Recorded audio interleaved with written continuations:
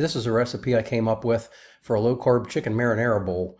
It's kind of a riff on a popular power bowl. Also, my wife and videographer wasn't available that day, so this is going to be presented as a slideshow. For this recipe, I used riced cauliflower, a head of broccoli, a large onion, 2 bell peppers, marinara sauce, some dried herbs of basil, oregano, parsley, chicken breast, and Parmesan cheese, and I'll have the recipe at the end of this video.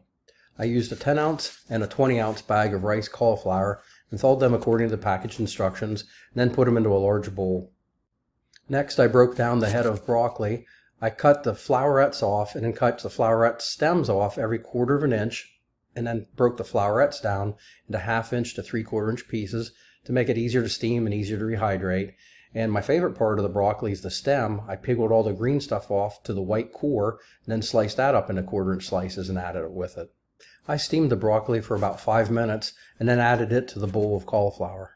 I diced the large onion and the 2 red bell peppers, and instead of using oil, I put them in a pan with a few tablespoons of water and kind of sweated them to soften them up, and that took about 5 minutes. Then I added them to the bowl with the cauliflower and the broccoli.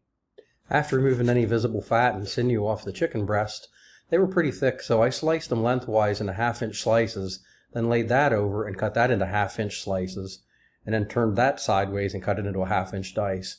Then I sauteed it in batches in a non-stick skillet with just a little bit of oil, and when it was finished cooking, added that to the bowl.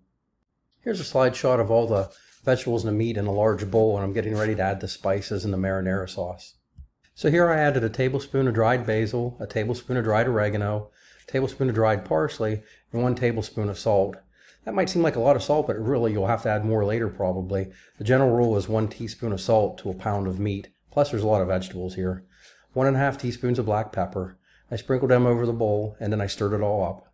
Here I am adding the marinara sauce. We found a DeLallo brand from Sam's Club that had 0 fat and thought it'd be good for freeze drying.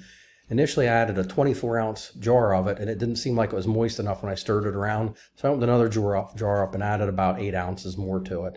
You could add even more if you wanted to. Here's a picture of everything added together to the bowl and stirred up.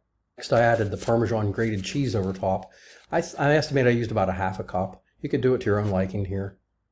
Because Parmesan cheese has a salty flavor, I waited till I added that, stirred everything up, and then tasted it and added salt to my liking after that was done.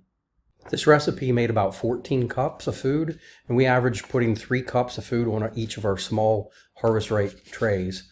You could double or triple this recipe if you had a larger freeze dryer. As I said earlier, we put about 3 cups of food on each tray, and we find that makes a good portion for 2 people to eat. Here's what it looks like after freeze drying.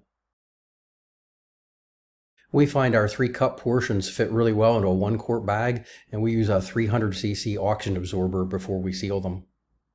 Well, here's my recipe, and you can also find it tagged in the featured area of our Facebook group. Thanks for watching, and I hope you enjoy this recipe.